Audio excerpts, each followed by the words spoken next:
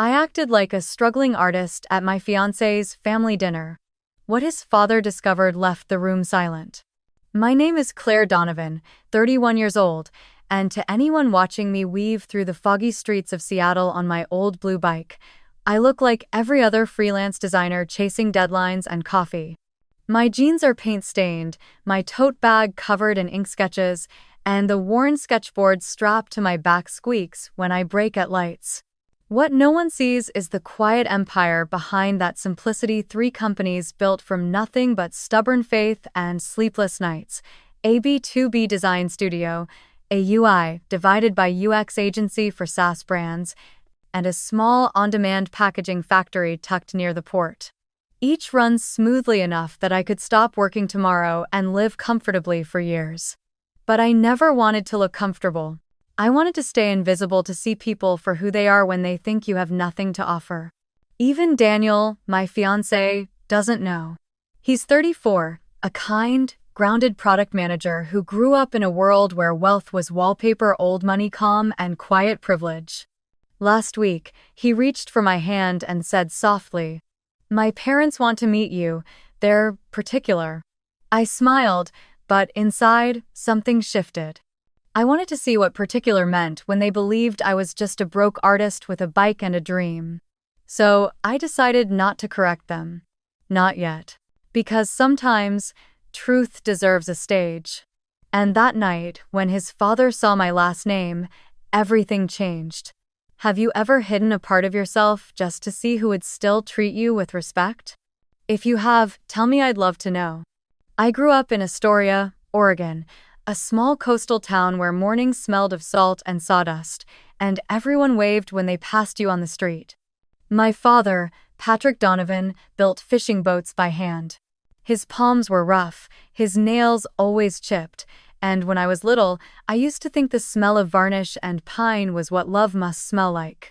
My mother, Ellen, ran a tiny print and stationery shop on the corner of our street. She designed greeting cards and posters for local schools, and every night, after dinner, she'd sit by the counter with a cup of chamomile tea, trimming paper with a small silver blade while the old radio hummed softly in the background. We weren't rich, not even close, but our home always felt full of warmth, of honesty, of quiet pride in simple work. My parents never told me to chase success. They told me to chase meaning. When I was 10, I once asked my mother why she didn't paint her shop sign with gold letters like the bakery next door. She smiled and said, "Because real value doesn't need polish, Claire. People who know what matters will see it anyway." I didn't understand it then, but that sentence stayed with me like an invisible compass, guiding me long after I left Astoria. I wasn't the top student in class, but I was curious. I loved patterns, spaces, colors, how design could make ordinary things feel extraordinary. My mother taught me to draw. My father taught me to measure twice and cut once.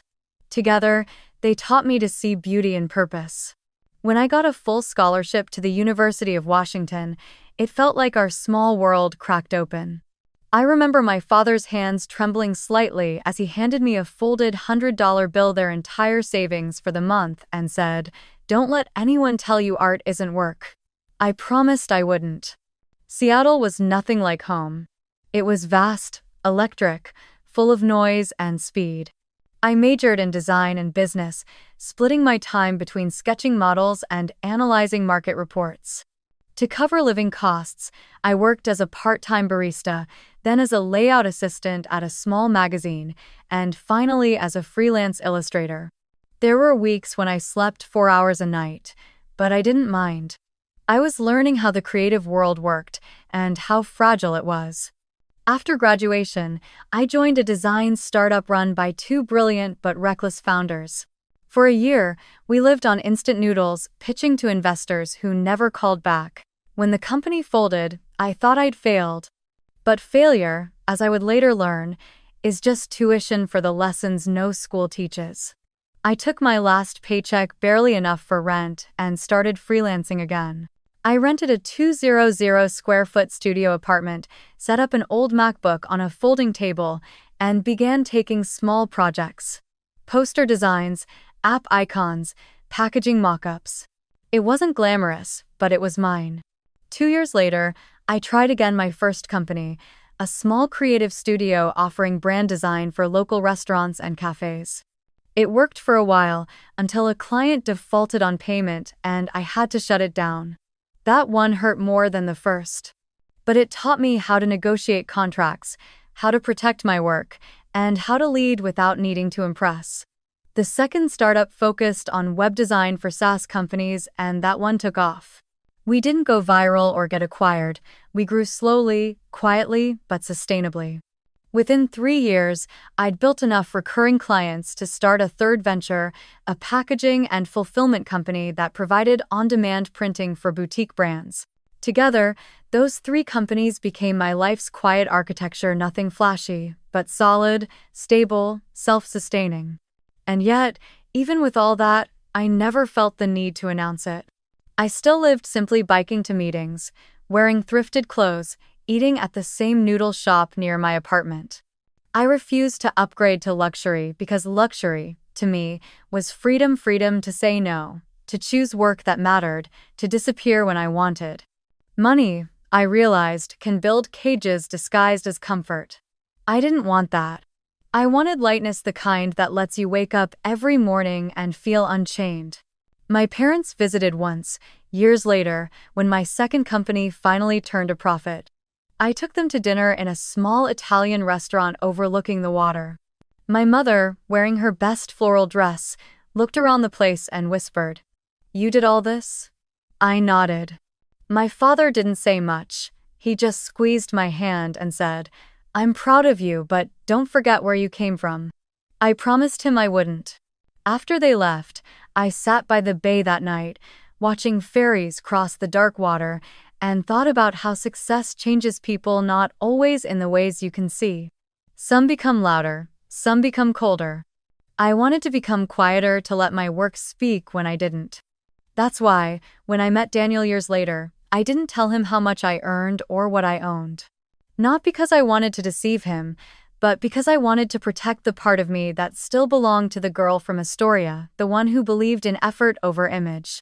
I told him I was a freelance designer, and that was true, just not the whole truth. I learned early that people treat you differently when they think you have money. Their kindness turns strategic. Their respect becomes conditional. I didn't want that. I wanted love that didn't need labels or bank statements. I met Daniel on a gray March morning in Seattle, the kind of morning when the sky feels like it's thinking too hard about raining but never quite commits. I'd been invited to speak at a small design workshop downtown, a local event for freelancers and young startups. I remember standing near the espresso counter afterward, sketchbook in hand, half listening to a conversation about minimalist typography, when a man's voice beside me said, "Helvetica is basically the avocado toast of design. Everyone loves it. No one questions it." I turned, half amused, half ready to argue. He was tall, dressed in an old hoodie and jeans, a faint smudge of graphite on his wrist, a detail that made me pause. He wasn't trying. He wasn't performing. He was just there. We spent the next half hour arguing about fonts, then about color theory, then somehow ended up discussing Miles Davis and the philosophy of negative space. When I told him I designed packaging, he smiled. "So you make people buy things they don't need?" I laughed. "No.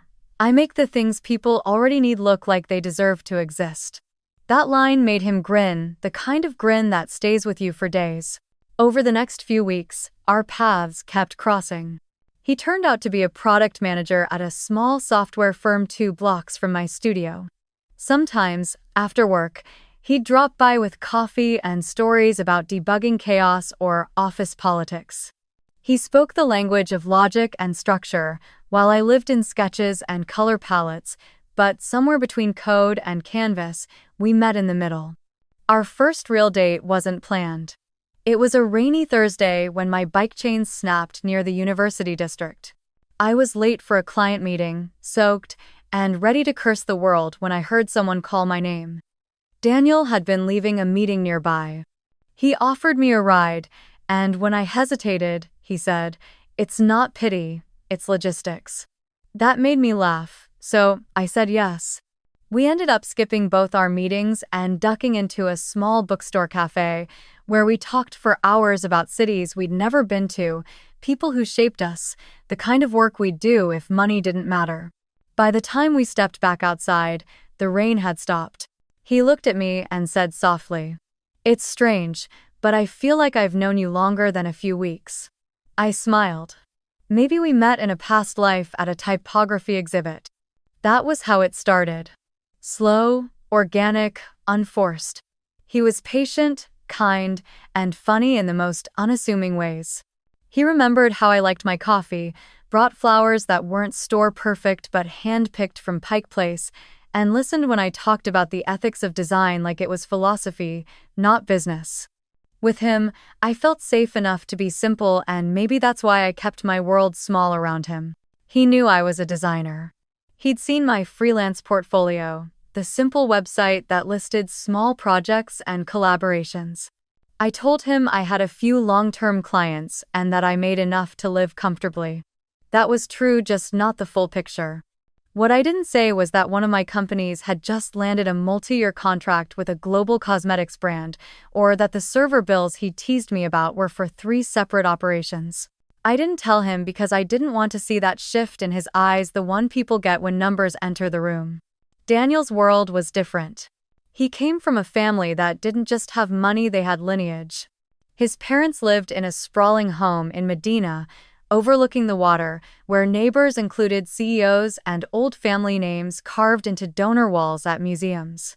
His father, Richard, was a partner at a prestigious law firm. His mother, Eleanor, ran charity galas and art auctions that appeared in the society pages. Daniel, though, never bragged. If anything, he carried that privilege like a quiet burden, something he couldn't escape but didn't quite want to own. Once, while walking through Gasworks Park, he told me about growing up in a house where success wasn't celebrated, it was expected. My dad used to say, "If you have to announce it, it's not real." He laughed, but I could hear the fatigue underneath. I asked him what his parents thought of design as a career. He hesitated before answering. "They think it's cute, but temporary." That was the first crack, small, almost invisible, but it hummed quietly between us after that. Whenever the topic of family came up, his shoulders would tense, and I'd change the subject. I didn't mind at first. Everyone has ghosts. But as the months went by, I realized he wasn't just avoiding their opinions, he was afraid of them. He'd say things like, "They're just traditional," or, "They mean well." But the truth was simpler. Daniel was still trying to earn their approval. And as much as I loved his gentleness, I could sense the invisible thread pulling him back to their world, a world of tailored dinner jackets, polished smiles, and silent hierarchies. The first time I met Eleanor, it was through a video call. Daniel had left his phone on the counter while grabbing coffee, and when it buzzed with Mom, I answered instinctively. "Hello?" I said, smiling politely. There was a pause, then a voice, smooth, poised, unmistakably controlled, replied, "Oh, you must be Claire." She said my name like she was tasting it for the first time. I explained Daniel was busy, but she kept talking, casual questions disguised as small talk. "You're a designer, right? Freelance? How lovely. My niece does watercolors on Etsy too." I smiled. "That's wonderful."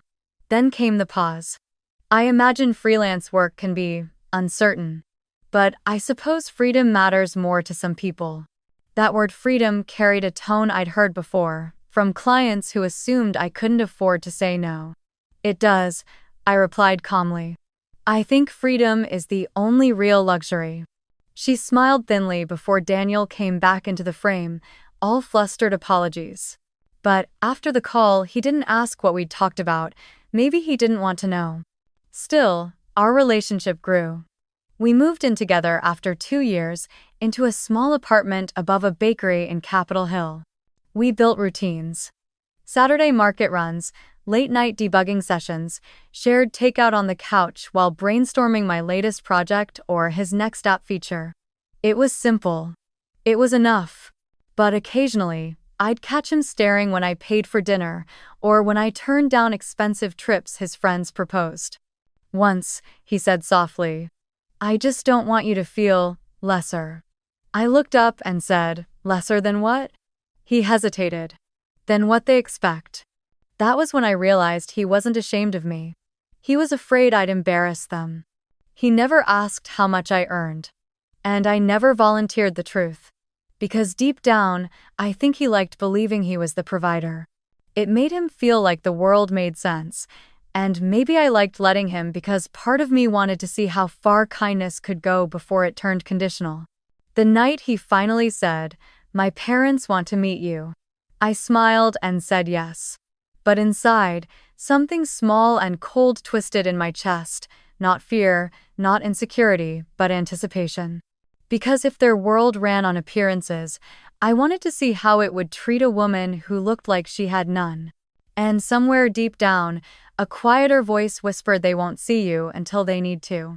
It started with a call that came just before sunset, when the sky over Seattle turned the color of smoked glass and the city lights began to shimmer on the wet pavement.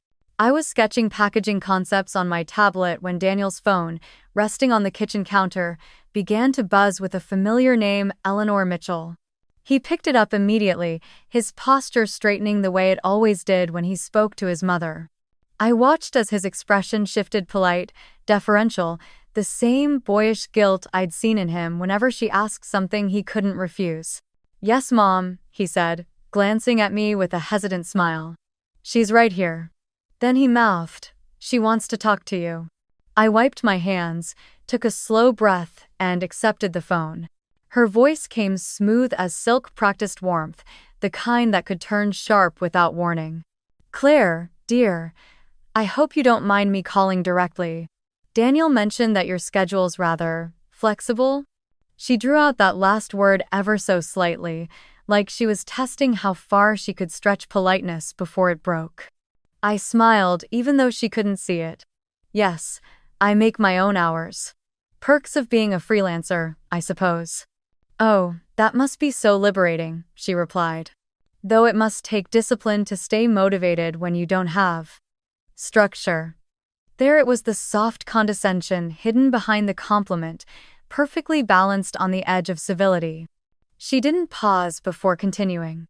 "Richard and I are hosting a small dinner this weekend, just family, really.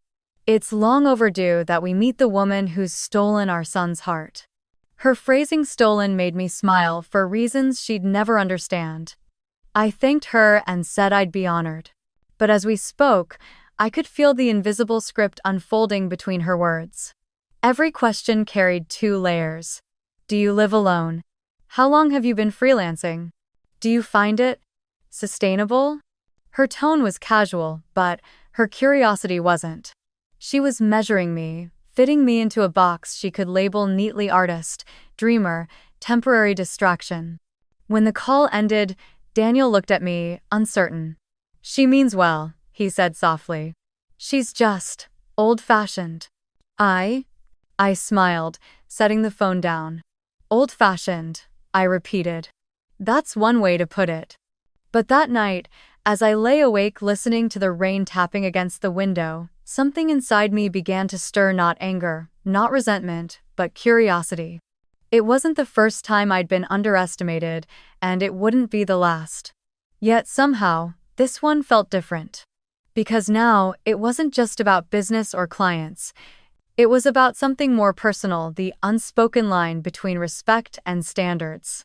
I thought of my mother, who used to say, "People reveal who they are when they think you have nothing to offer them." That sentence echoed in my mind like a dare. Maybe, I thought, that dinner could be more than an introduction. Maybe it could be an experiment, a small, controlled test of character. What would they see if they believed I was just an ordinary designer, barely getting by? Would their smiles still reach their eyes? Would they still speak to me as an equal? Or would they slip into that careful tone of polite superiority, the one reserved for people who serve rather than belong? By the time I drifted to sleep, the decision had already been made. I would go as they expected me: simple, modest, unremarkable. I wouldn't correct their assumptions. I wouldn't even hint at the truth. Because sometimes, the best way to see someone's soul is to let them believe their own illusion. The next morning, Daniel found me sketching by the window, my coffee untouched. "You sure you're okay about Saturday?" he asked, his voice hesitant. I looked up, smiling. "Of course. I'm curious, actually." "Curious?" I nodded. "I want to see what kind of people raised the man I love." He smiled, though I could see a flicker of unease in his eyes. "They'll love you," he said quietly, more like a hope than a statement. "Maybe," I replied, looking back at my sketch. "But love isn't what I'm testing for." That night, I took out a notebook and began outlining the little details: what I'd wear, what I'd bring, what version of myself they would meet. It wasn't about deceit, it was about perspective. I wanted to watch them without the filter of wealth, to see whether kindness survived when admiration disappeared. As I wrote, the city outside pulsed with rain and neon light. Somewhere, a streetcar rattled down the track, its bell echoing through the mist. I felt calm, focused the way I always did before a big project. Because in a way, this was one. It wasn't about revenge or proving worth. It was about clarity. I wanted to know if the people who shaped Daniel's world understood the difference between appearance and character. If they didn't, well, then at least I'd know which world I didn't belong to. By midnight, my plan was set. Saturday, I'd step into their house not as Claire Donovan, founder and CEO, but as Claire the freelancer, the woman they believed had nothing but talent and charm to her name. And when they looked at me through that lens, they'd reveal more about themselves than I ever could by telling them the truth. It wasn't vanity. It was science, social, emotional, human. And if respect was their currency, I was ready to see how much it was really worth. The day of the dinner arrived, wrapped in a thin silver fog, the kind that turns Seattle into a half-dream. I woke early, though I hadn't slept much. My studio was quiet, the air still scented faintly of ink and wood shavings from a project I'd finished the night before. I stood by the window, watching raindrops trail down the glass, and for a moment I wondered what version of me they would meet that evening. Then I smiled to myself. It didn't really matter. Tonight wasn't about them seeing me, it was about me seeing them. By noon, I began preparing the little details of my performance, though performance felt too grand a word for what it was. More like a costume test for a role I already knew by heart, the broke but passionate artist. I opened my wardrobe and let my eyes linger over the neat row of tailored blazers and silk blouses, the kind I wore for investor meetings and brand launches. They hung there in quiet defiance, whispering reminders of another life I wouldn't bring into the room tonight. My fingers drifted past them until I reached a linen dress folded at the back of the shelf. It was soft, slightly faded, the hem brushed with age. I'd worn it years ago, when I was still hustling for freelance gigs at open-air markets, sketching on cardboard tables between cups of burnt coffee. I slipped it on and turned toward the mirror. The fabric fell simply, no structure, no shape, just honest cloth against skin. Next came the sneakers, white once, now worn into the kind of gray that tells stories of long sidewalks and late trains. I wiped them gently but didn't bother scrubbing out the stains. I tied my hair in a low bun, added a dab of lip balm, and skipped the jewelry. I owned pieces that could have paid for an entire evening at their favorite vineyard restaurant, but I left them in their drawer. Tonight wasn't about shining, it was about blending in. When I opened the drawer of my work table, I found what I needed. My old portfolio, the one printed on matte paper at a student shop years ago. Its edges were slightly bent, its cover smudged from being handled too many times. I flipped through the pages, sketches, prototypes, mock-ups from early projects. Nothing screamed wealth or success. It looked humble, even amateurish. Perfect. I tucked it carefully into my tote bag, beside a small brown paper box tied with twine, the gift for the Mitchells. Inside the box were lemon shortbread cookies, still warm from the bakery downstairs. I'd asked them to leave off the branded sticker, opting instead to handwrite, "For you," in pencil across the top. I even pressed the edges of the paper slightly to make it look like I'd wrapped it myself. There was something deliciously ironic about the whole thing.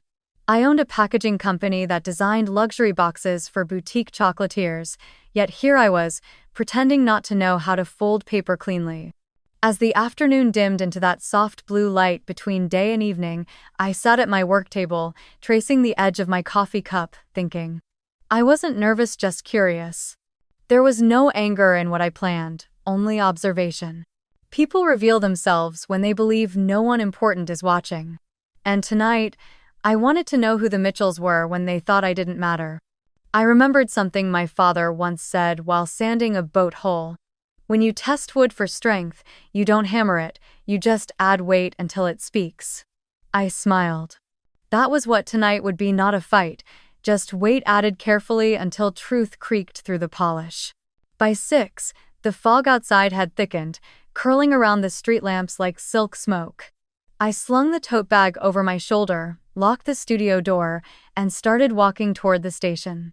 The city felt alive in its quiet way, the smell of coffee and wet pavement, the low hum of electric streetcars gliding down their tracks, the faint whistle of a ferry somewhere beyond the harbor.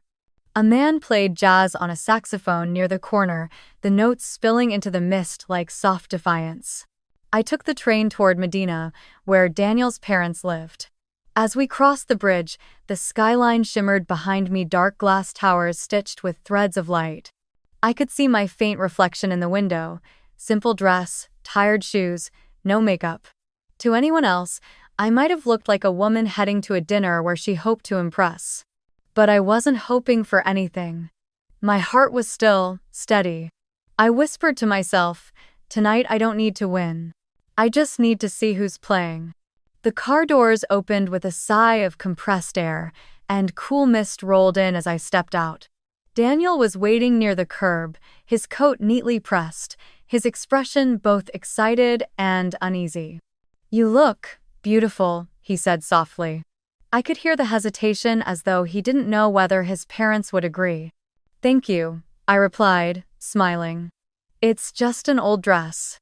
He reached for my hand, but his grip was tense. "Just don't take anything they say personally, okay? My mom has a way of sounding sharp." I finished for him, amused. He sighed. "I'm sorry in advance." "Don't be," I said, squeezing his hand lightly. "I'm curious to meet them." As we drove through the quiet streets, the houses grew larger, the gardens more sculpted, the air faintly perfumed with cedar and lavender. When we turned the final corner, I saw at the Mitchell residence, a glass and stone mansion overlooking the water, its windows glowing amber against the twilight. A fountain whispered in the driveway, and I could already smell the faint trace of polished wood and wine drifting from the open door. Daniel parked, took a deep breath, and turned to me. "Ready?" I smiled, pushing the door open. "More than you think." The sound of my sneakers against the marble steps felt oddly loud. Somewhere inside, a piano was playing something classical, restrained. I adjusted the strap of my tote bag and looked up at the grand doorway. Every line of the house gleamed with quiet wealth. But beneath it all, I could feel the weight of expectation, the centuries-old scent of a family that measured worth in polish and presentation. I took another breath, the cool air carrying the smell of the lake and fresh varnish. In that moment, I felt calm, not like a woman walking into judgment, but like a scientist stepping into an experiment she'd already predicted the results of. And as the door opened, revealing Eleanor's perfect smile framed in pearls and candlelight, I thought to myself, let the test begin. The Mitchell house looked less like a home and more like a private museum carefully disguised as one. From the moment I stepped through the doorway, I was greeted by an orchestra of quiet luxury. The subtle scent of white lilies and sandalwood, the gleam of polished marble floors, and the hush of money so old it didn't have to announce itself. On the walls hung large abstract paintings, brushstrokes that meant nothing and everything at once perfectly spaced beneath recessed lighting. Somewhere deeper inside, a string quartet played softly from invisible speakers.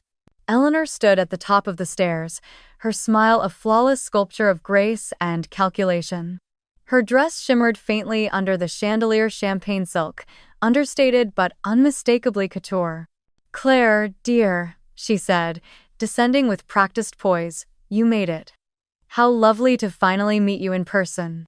Her eyes swept over me in one smooth motion, taking in the linen dress, the old sneakers, the brown paper-wrapped box in my hands. The smile never faltered, but something flickered behind her gaze, curiosity wrapped in judgment, like a jeweler appraising costume beads.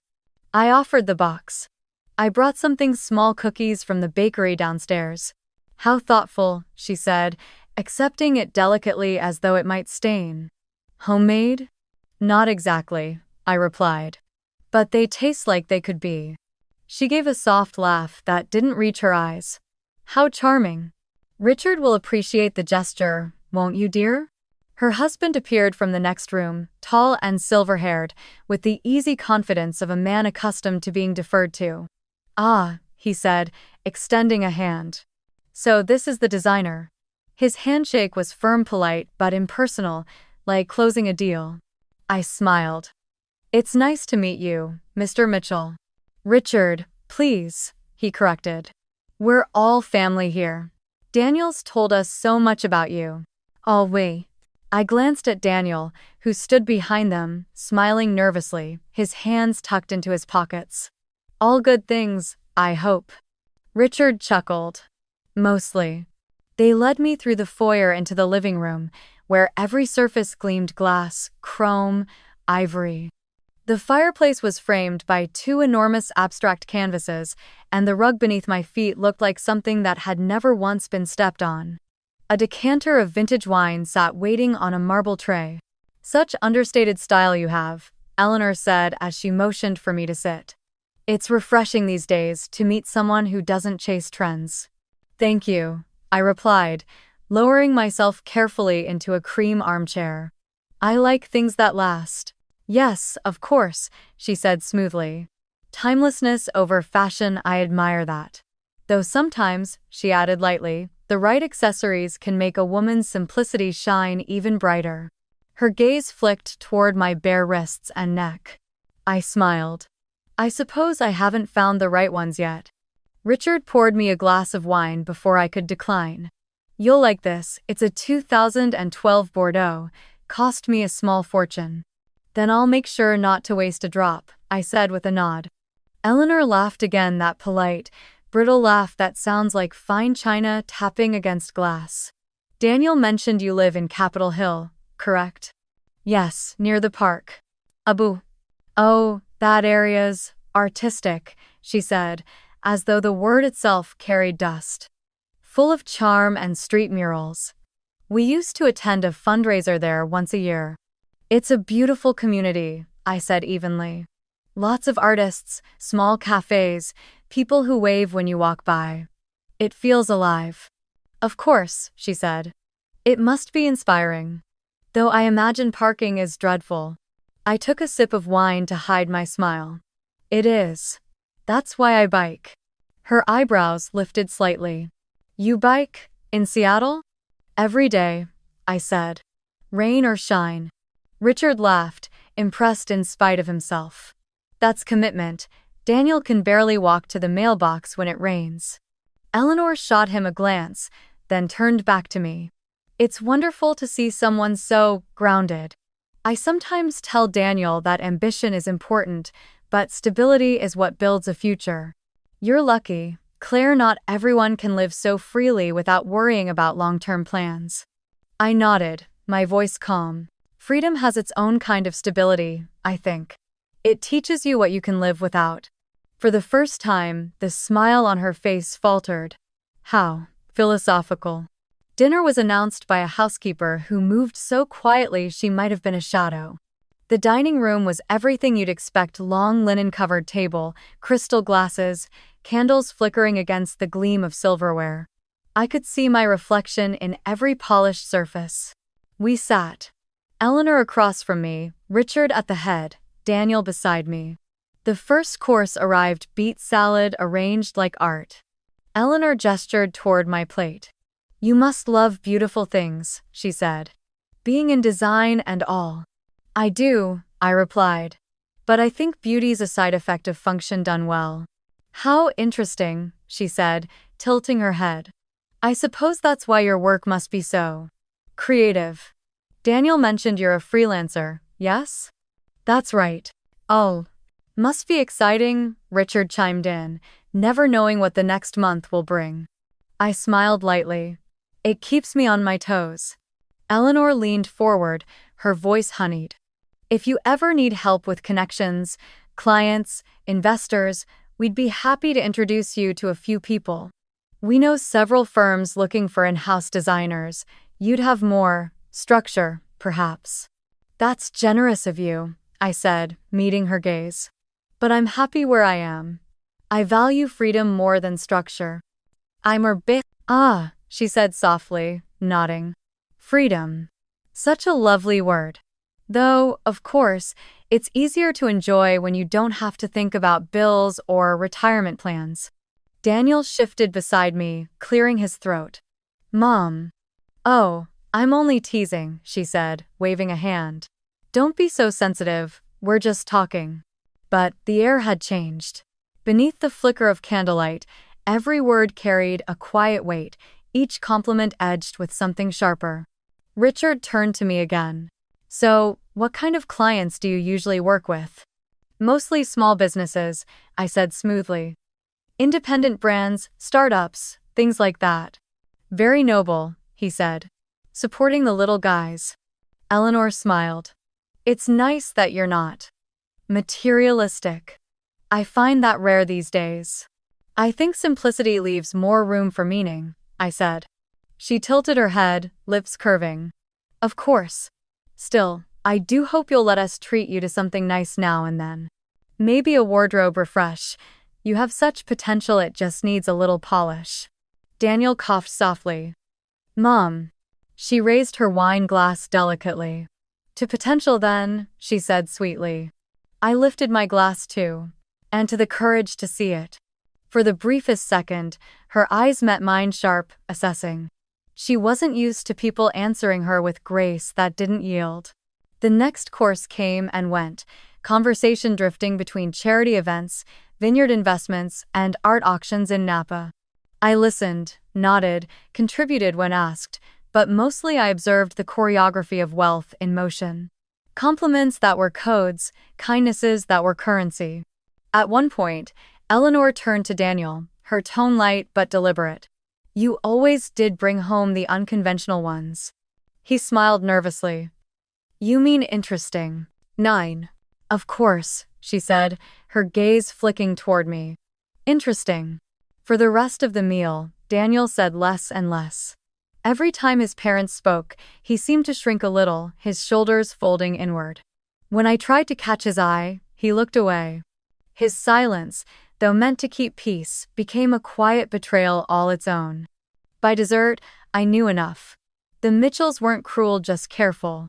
Polite enough to never insult you directly, proud enough to never let you forget the difference between us and you.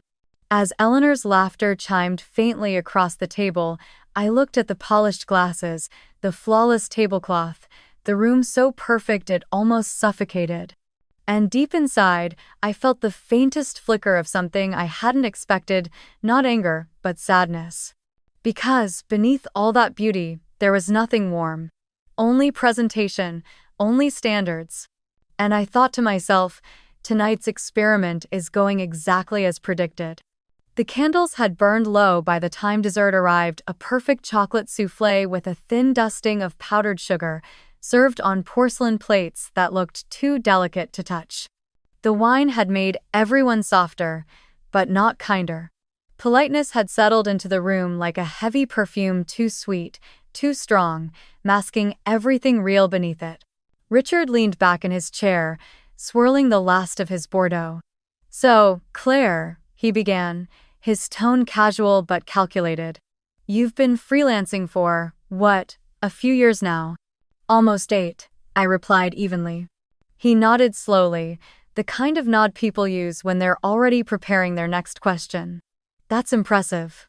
Though I imagine freelance work must have its ups and downs, feast and famine, as they say. Sometimes, I said, setting my fork down neatly. But I've learned to manage the tides. Eleanor smiled faintly. A poetic way of saying unpredictable, I suppose. Richard chuckled. You have a good head on your shoulders, clearly. But if you'll forgive me for asking, what's the long-term plan? Where do you see yourself, say, in 10 years? I tilted my head. 10 years? Yes. Career progression, financial stability, insurance, retirement savings, all those boring things you young creatives forget about. Oh, I smiled, keeping my tone light. Oh, I don't forget. I just prefer to invest in things that grow rather than things that sit. He raised an eyebrow, intrigued but skeptical. Such as? People, projects, ideas. He leaned back, lips curling slightly. Interesting. Though ideas don't exactly pay the bills, do they? I met his gaze calmly. Only if they're bad ones. For a heartbeat, silence filled the space between us. Then Eleanor laughed, a smooth, practiced sound that landed softly but not kindly. How delightful. I can see why Daniel likes you, you've got spirit. I smiled. Some would call it survival instinct. Daniel's fork clinked quietly against his plate. He hadn't said much all evening. I could feel the tension radiating from him, his shoulders tight, his eyes darting between me and his parents like a man watching two worlds edge closer than he wanted them to. Eleanor dabbed the corner of her mouth with her napkin. You know, Claire, she said, in our family, we take pride in helping one another present their best selves. We believe that appearance reflects respect for yourself, for your partner, and for the life you build together. I nodded slowly. I can appreciate that. She smiled. I thought you might. So, and please don't take this the wrong way, I've been thinking. Once you and Daniel are married, you'll be attending certain functions. Fundraisers, charity galas, maybe a few corporate events. Naturally, we'd want you to feel comfortable. I am comfortable, I said softly. Of course you are, she said quickly, waving her hand. I just mean it might help to have a little extra for wardrobe updates, salon visits, that sort of thing. I'd be happy to arrange a small monthly stipend. Say, $500 to $800. Strictly for appearance, mind you. Her tone was so smooth, so casual, you could almost miss the insult tucked neatly inside it. For a moment, I just looked at her, the pearls around her neck, the immaculate manicure, the practiced stillness of her face. Then I smiled, setting my wine glass down. That's generous of you, Eleanor. But I wouldn't want to disrupt your budget. She blinked. Oh, don't be silly, dear. It's not about money, it's about presentation. Then I'll continue presenting authenticity, I said. It's the one thing no one can counterfeit. Richard chuckled, perhaps to ease the tension, but it only deepened. You're quite independent, aren't you? I try to be. That's admirable, he said, though the word admirable landed like impractical. But marriage, Claire, isn't about independence, it's about partnership. Shared goals. Shared finances. Stability. You understand that, I hope? I do, I said evenly. I also understand that stability means different things to different people. To some, it's a paycheck. To others, it's purpose. He leaned forward slightly. And which one are you? The kind who builds both, I said. That earned me another silence, the kind that vibrates with disapproval too polite to voice. Eleanor's smile returned, though it looked more like armor now. You have such modern ideas about success, she said. But tell me, what about the practical things? Health insurance? A retirement plan? You can't live off ideals forever. Luckily, I said softly, ideals aren't what I live off. Her eyes flicked toward Daniel, searching for backup. He stared down at his plate. Richard cleared his throat. Well, Daniel's done well for himself at the firm. Once you're married, I'm sure he'll be able to handle most of the— I don't expect him to, I interrupted gently. The room went still. Eleanor's fork froze halfway to her plate. Richard's eyebrows lifted slightly. I kept my voice calm, almost kind. I believe in partnership, not dependency. I'd rather pull my own weight than become his burden, financial or otherwise. Richard gave a slow, deliberate nod. Admirable again. But let's be honest, freelancing isn't exactly a safety net. Neither is inherited comfort, I replied, smiling. That landed. He looked at me differently now, not angry, but unsettled. People like him weren't used to being answered without apology. Eleanor set down her fork, her tone cooling a few degrees.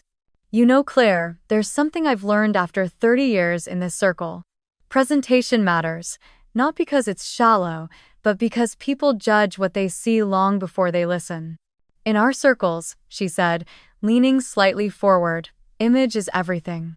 Her words hung there, sharp and deliberate. I looked at her, my heartbeat steady. Then maybe it's time your circle learned to look deeper. Her lips parted, just slightly surprise flickering before she smoothed it away. Daniel finally spoke, his voice quiet but strained. Mom, please. It's all right, I said gently, turning to him. We're just comparing philosophies.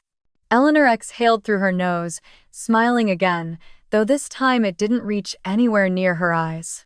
Of course, dear, philosophies. Dessert plates were cleared in silence, the faint sound of silver against china filling the void.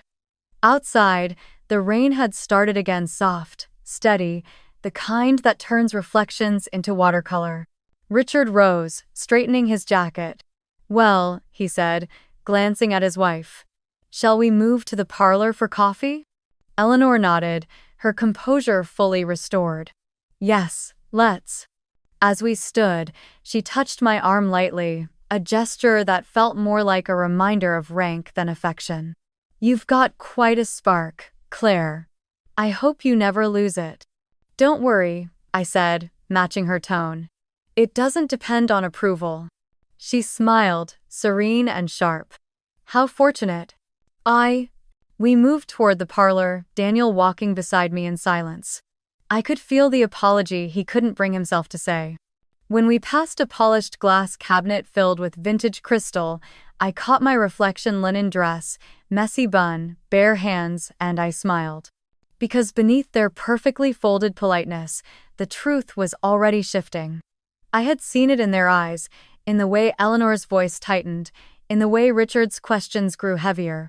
They had tested me, and I hadn't bent. They believed they were the judges. But what they didn't know was that the experiment was never about me proving myself worthy of their world. It was about seeing whether their world was worthy of mine. And as I followed them into the next room, the words still lingered in my mind like a promise. In our circles, image is everything. Soon, they would learn how fragile that image really was. The smell of roasted coffee and rain filled the Mitchell's parlor as we moved into the next room. The space looked like something out of a design magazine's sleek walnut furniture, a grand piano polished to a mirror sheen, a wall lined with art books no one had ever opened. Eleanor sat on the velvet couch, legs crossed, as Richard poured coffee into delicate porcelain cups that clinked faintly on their saucers. Daniel stood near the fireplace, still quiet, still tense, a man suspended between two worlds. The polite conversation resumed, brittle as glass. Richard talked about market volatility and real estate, Eleanor about the museum board she chaired. I sat there, hands folded, the brown paper gift box resting on the coffee table in front of us still unopened. Really, dear, Eleanor said suddenly, glancing at the box. You mustn't have gone to the trouble. It wasn't any trouble, I said evenly. Just something small to say thank you. She smiled and reached forward to untie the string, her fingers careful not to crease the paper. How sweet. I'll admit, I'm curious what kind of cookies artists prefer. Before she could open it, Richard noticed the handwritten tag taped neatly to the top, my habit, a simple mark of courtesy. 3 small words in pencil, from Claire Donovan Studio. He froze. His hand, halfway to the decanter, stopped midair. His eyes lingered on the name, not the Claire, but the Donovan. His expression shifted subtly, the way a man's might when he hears thunder before he sees lightning. He blinked, once, twice, then picked up the box and read the name again, lips moving soundlessly. Donovan, he murmured. Donovan? From Seattle? Eleanor looked at him, puzzled. Richard? He didn't answer right away. Instead, he looked at me, studying my face now with something very different from polite curiosity. There was recognition and disbelief. You wouldn't happen to be related to Donovan Fulfillment, would you? The room went still. Even the quiet piano track from the speakers seemed to hesitate. I met his gaze calmly. I'm not related, I said. I am Donovan Fulfillment. For a moment, he just stared at me. Then he gave a short, incredulous laugh, not mocking, just shocked. You mean, you run it? Yes, I said softly. That and 2 other companies under the same group. A design studio and a UX lab. We handle packaging, interface, and brand systems for several national clients. Daniel's head snapped toward me. Wait, what? His voice cracked slightly, part confusion, part realization. I didn't look at him. I kept my focus on Richard, whose composure was slipping by the second. Our fulfillment center has been working with Keller and Sons Manufacturing, correct? Your firm's supply chain partner for the Napa product line? He blinked, speechless. Yes, he said after a pause, his voice quieter now. Yes, we've had dealings with them. Well, I continued gently, Keller's one of our clients. My team oversees their packaging and logistics integration. So technically, I suppose, your company and mine already know each other. You just didn't know my name was on the invoices. Eleanor's cup clinked softly against its saucer. I'm sorry, she said, forcing a small laugh. I must be missing something. You mean you own the company? As in, yes, I replied. I founded all 3. Donovan Studio, UX Lab, and Fulfillment and Packaging.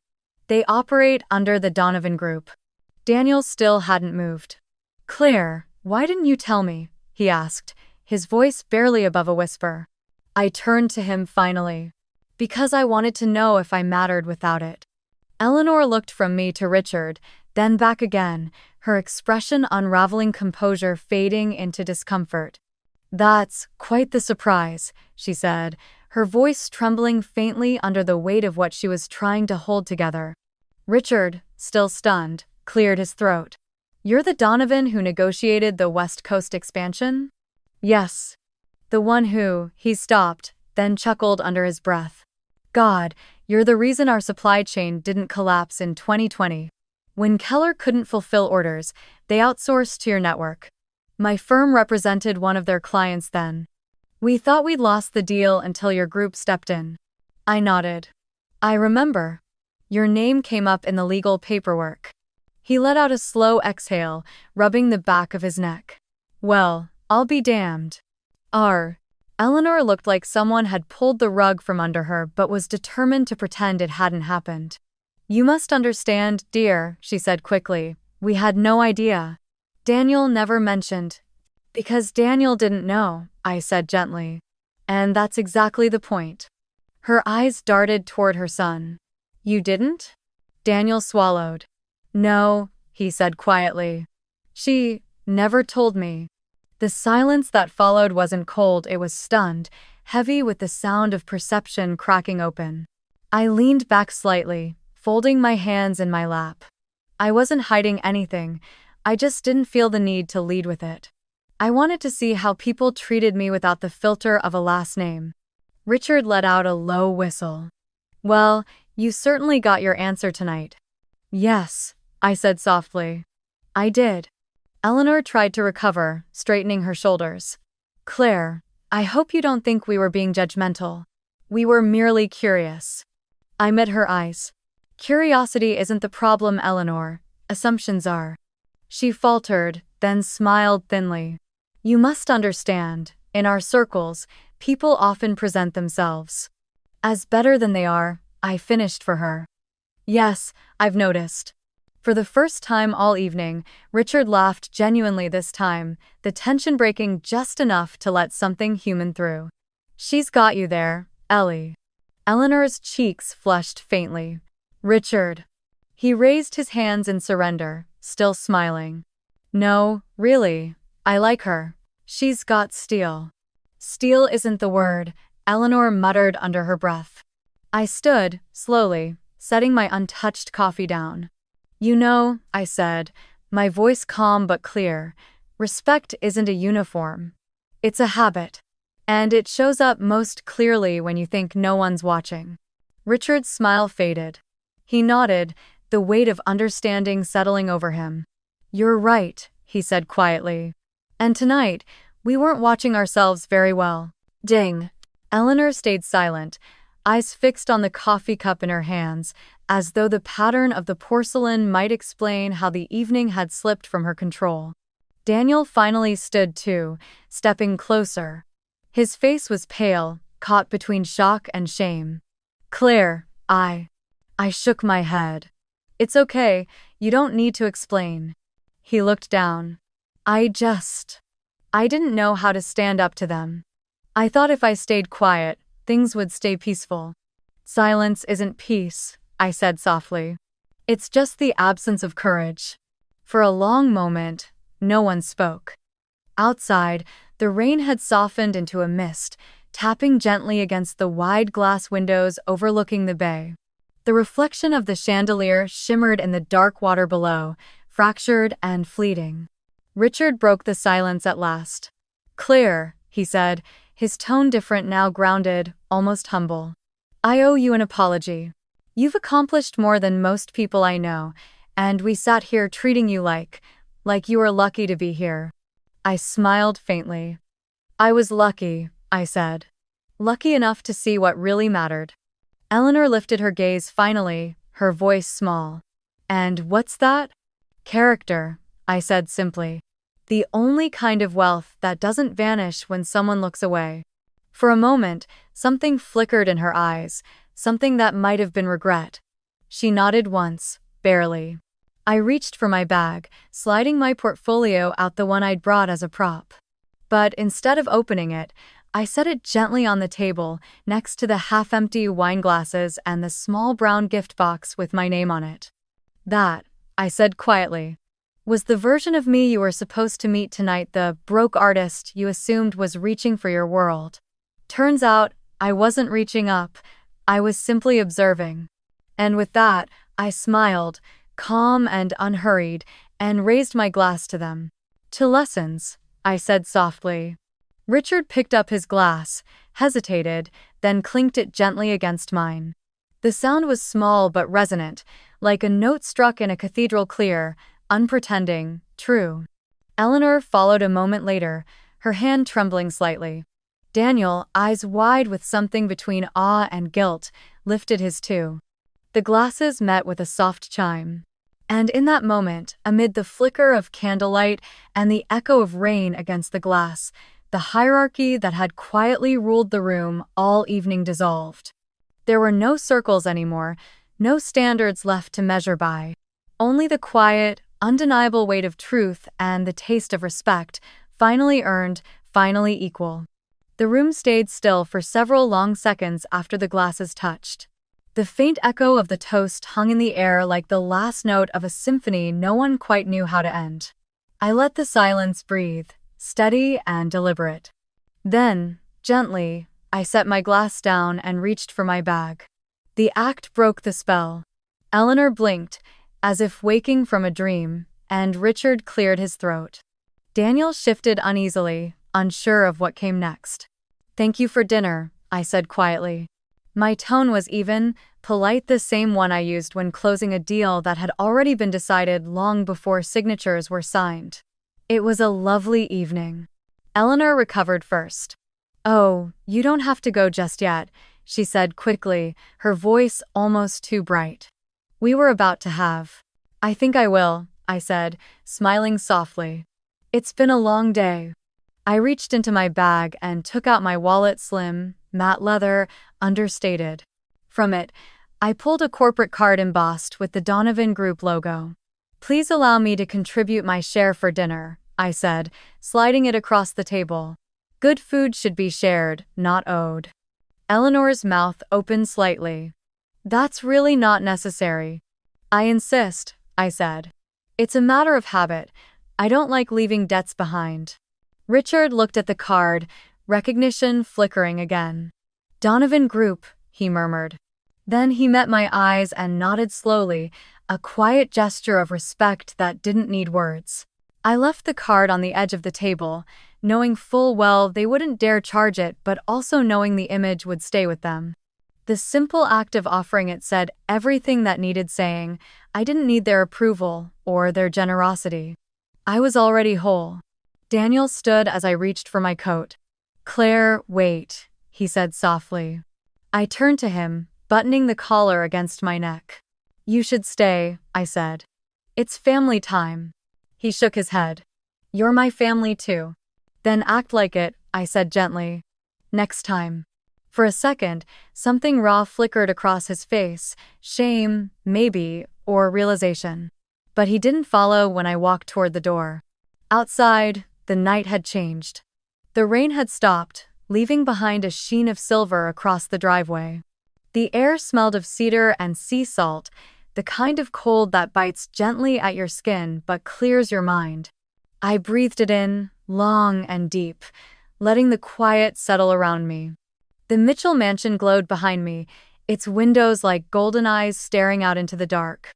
Inside, I imagined the clinking of porcelain, the low murmurs of damage control. But out here, the world was simple again, the world of wind, wet pavement, and distant city lights. I walked down the gravel path toward the main road, my shoes crunching softly with every step. At the end of the drive, I paused to look back one last time. It wasn't bitterness I felt, or triumph. It was something quieter, clarity. Because all my life, I'd believed silence was grace. That staying quiet, smiling through discomfort, made you kind. But tonight had shown me something else. Silence before disrespect isn't kindness. It's permission.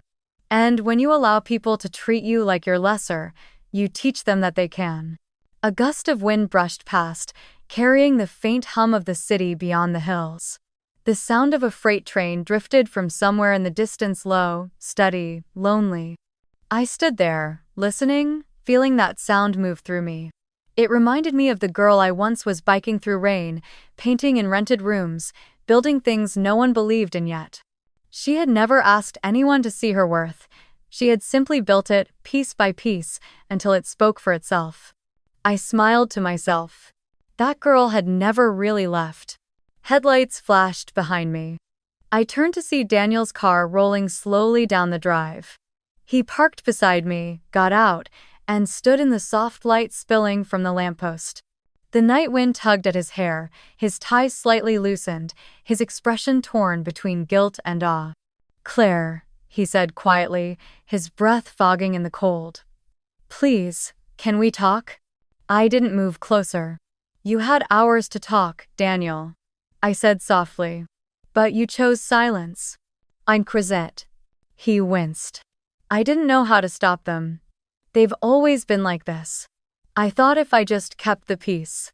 I shook my head. Peace isn't the same as quiet. Quiet just means the noise is happening somewhere else, usually inside the person too polite to interrupt it. He looked at me, his voice breaking slightly. "You're right, I was a coward." I smiled sadly. "No. You were a son trying not to disappoint his parents. But one day, you'll realize that disappointing people who refuse to see you clearly isn't failure. It's freedom." He took a step closer. "I don't want to lose you." I met his eyes. "Then find me as I am, not as someone who fits your family's idea of enough. When you're ready to do that, I'll be here, but until then." I let the words trail off, the unspoken truth hanging in the cold air between us. He looked down, his jaw tight, his hands clenched in his coat pockets. I could see the war inside him, love fighting habit, truth fighting comfort. "Claire," he said finally, his voice small. "I didn't know you were powerful?" I finished, smiling faintly. You still don't, because power isn't the point. He frowned, confused. I took a step back, my voice soft but firm. It's not about what I own, Daniel. It's about what I won't give away anymore, my dignity. My silence. The words hit him like a slow-moving wave. He nodded once, unable to argue. A breeze swept through, rattling the leaves of the tall cedars behind us. Somewhere down the hill, the city lights shimmered, blurred by mist. I could hear the faint ding of the electric streetcar miles away, its sound steady, reassuring the rhythm of motion, of leaving and arriving all at once. I turned toward it. Go home, Daniel, I said softly. Your parents need you more than I do tonight. He opened his mouth, then closed it again. His silence said everything. As I walked toward the main road, the gravel gave way to asphalt, slick and gleaming under the streetlights.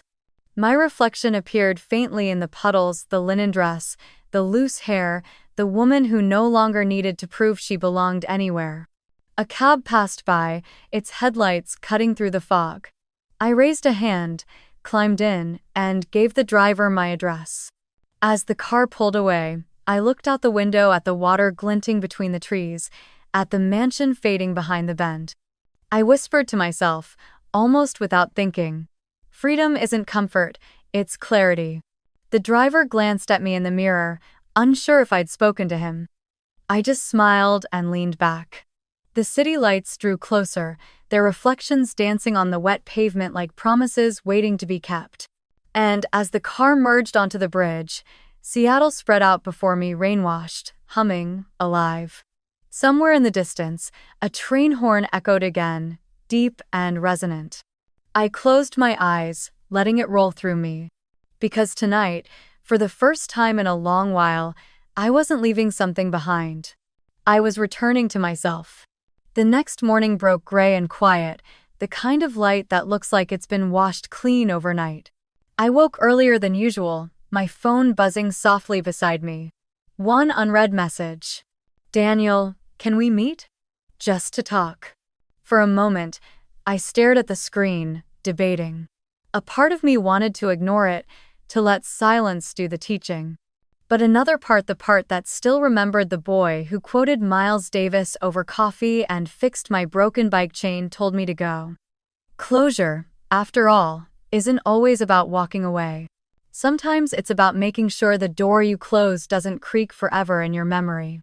So I texted back, at Green Lake Cafe, Diza. When I arrived, the world felt softer, joggers tracing the water's edge, dogs shaking off the morning mist, the air faintly scented with espresso and wet grass. I chose a seat outside, overlooking the lake, where the ripples shimmered under a dull sky. A few minutes later, Daniel appeared. His usual calm confidence was gone, replaced by a quiet uncertainty that made him look younger, almost boyish. He sat down across from me, hands clasped together. You came, he said. I did, I replied. One last conversation. He nodded slowly, eyes on the table. I owe you an apology. Not just for last night, for every moment I let silence do the talking for me. I didn't say anything. I just waited. He took a breath. I grew up in a house where the rule was simple. Don't embarrass the family. Every decision, every word, it was always about how things looked. My parents called it pride, but really it was fear. And I carried that. I thought if I just kept the peace, if I didn't challenge them, everything would stay calm. But all it did was make me smaller and make you stand there alone. His voice cracked slightly on that last word. I looked out at the water, the reflection of the sky rippling in slow motion. Peace built on one person shrinking, I said quietly, isn't peace. It's performance. He nodded, eyes shining. You're right. And last night, watching how you stood there, calm, collected, when everything shifted, it made me realize how far behind I am. You didn't need to raise your voice to change the room. You just told the truth. He paused, exhaled. I should have stood beside you when it mattered. I was scared of losing their respect, but in the process, I lost some of yours. And I get that now. The wind picked up, carrying the faint sound of a ferry horn across the lake. I took a sip of my coffee, letting the warmth ground me. Daniel, I said finally, you don't have to prove you're on my side, but you do have to decide which side you're really on, respect or comfort, because you can't have both. Oh, were.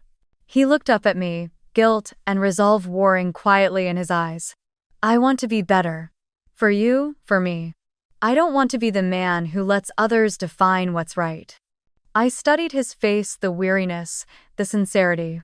Then start by defining it yourself, I said softly. Not just when it's easy. For a moment, neither of us spoke. The world around us went on laughter from the next table, the rhythmic swoosh of joggers' shoes on wet pavement, a child's voice calling after a duck. The ordinary rhythm of life. Then he said something I hadn't expected. My father called me this morning. I glanced at him. He asked for your contact, he continued. Said he wanted to apologize himself. I raised an eyebrow. That's surprising. Daniel nodded. He said when he saw your last name, it felt like the ground shifted. He told me he'd met your company's network years ago, during the supply chain crisis, but he never connected it to you. Said he'd always wanted to meet the woman behind the Donovan operation that your team saved one of his biggest contracts. I smiled faintly. Funny how respect changes tone once it comes with recognition. Yeah, he said softly. But he also said something else, that he saw himself in you. That he used to think being important meant being seen, until last night reminded him what it means to actually see someone. That gave me pause. It wasn't forgiveness yet, but it was something. What about your mother? I asked. He exhaled. She called too. She said she was embarrassed. That she didn't mean to make you feel lesser. And that the cookies were excellent. I laughed quietly. That last part sounds like her. He smiled, the first real one of the morning. She asked if she could apologize in person. I told her not yet. I looked at him, curious. She needs to understand it's not about damage control, he said. It's about change. She'll have to earn that conversation. That was new. That was growth. We sat there for a while, the silence between us no longer heavy, just honest. Finally, Daniel reached across the table, his hand open, not pleading, just waiting. I don't expect you to forgive me right away, he said. I just want you to know that I see you now, all of you, and I want to build something that doesn't ask you to dim any part of yourself. I looked at his hand for a long moment. Then I placed mine gently over it. Respect first, I said softly. Marriage later. He nodded, his fingers tightening slightly around mine. Fair deal.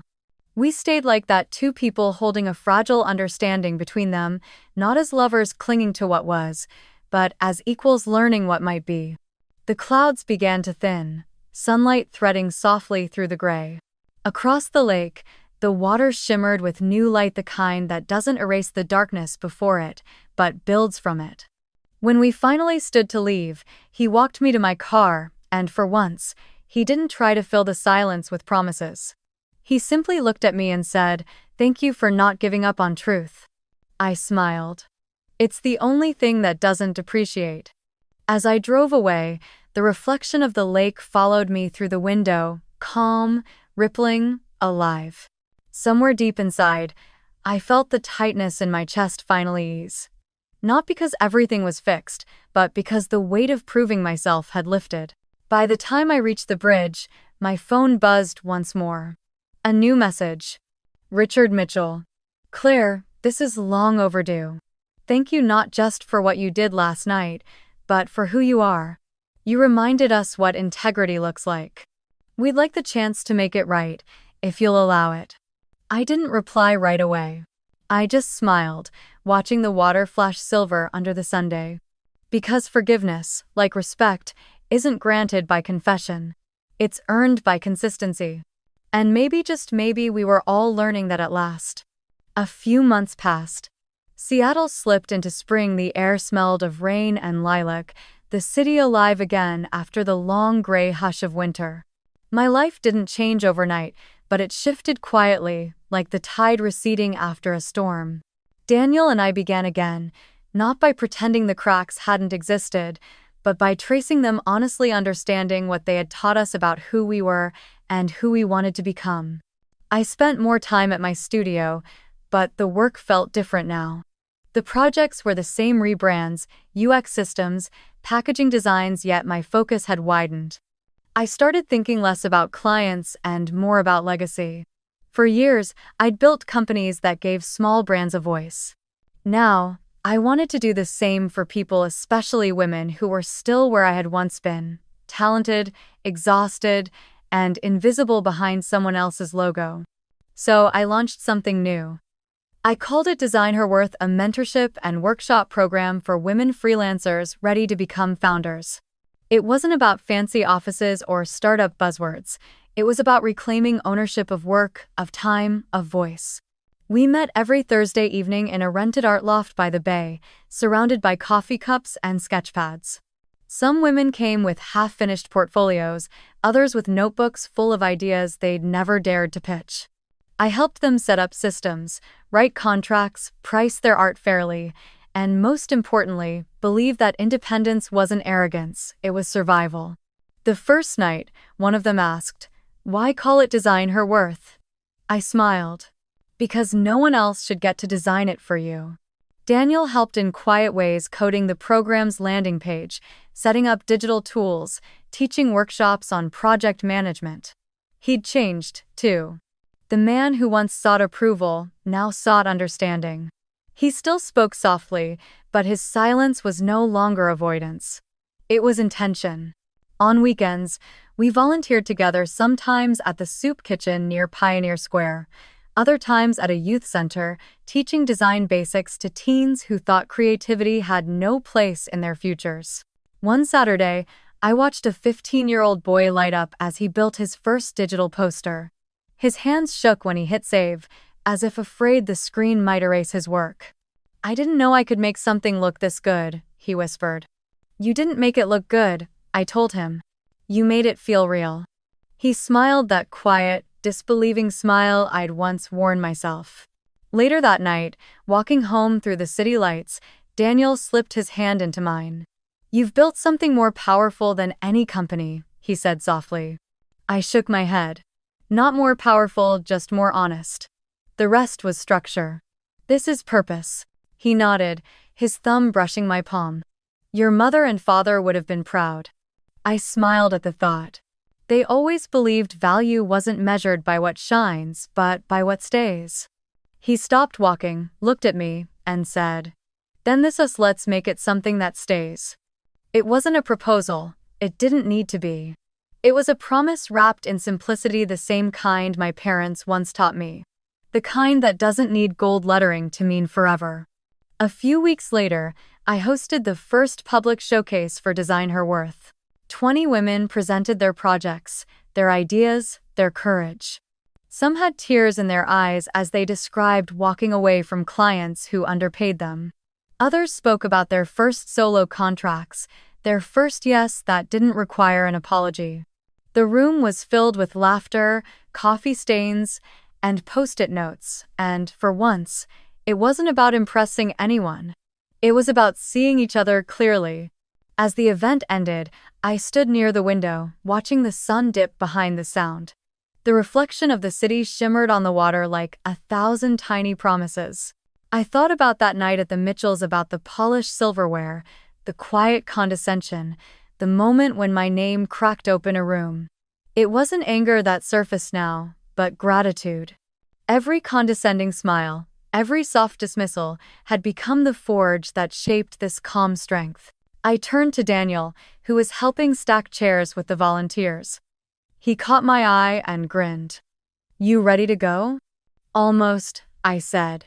I walked to the front of the room, where a few of the women lingered, still chatting, still glowing from the night's energy.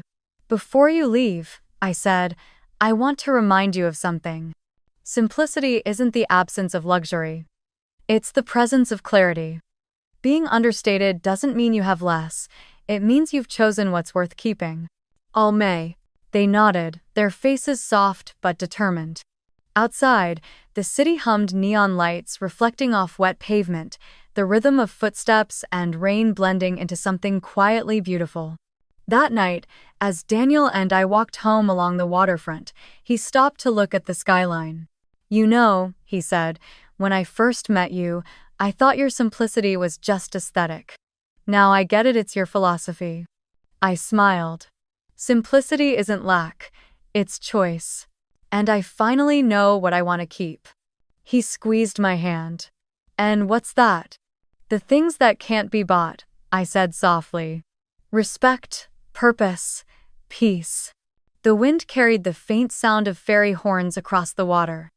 The world felt open, wide, infinite but grounded. And for the first time, I didn't feel like I was balancing two lives, the hidden and the shown. They had finally merged into one truth. So, if you're listening to this story and it's stirred something in you, I'll leave you with a question, one that built my new beginning. What truly makes you feel rich in spirit? If this story resonated with you, share it, subscribe, and remind anyone that dignity doesn't need diamonds to shine. Because sometimes, the simplest life is the one richest in meaning. And simplicity isn't poverty. It's choosing what's worth keeping.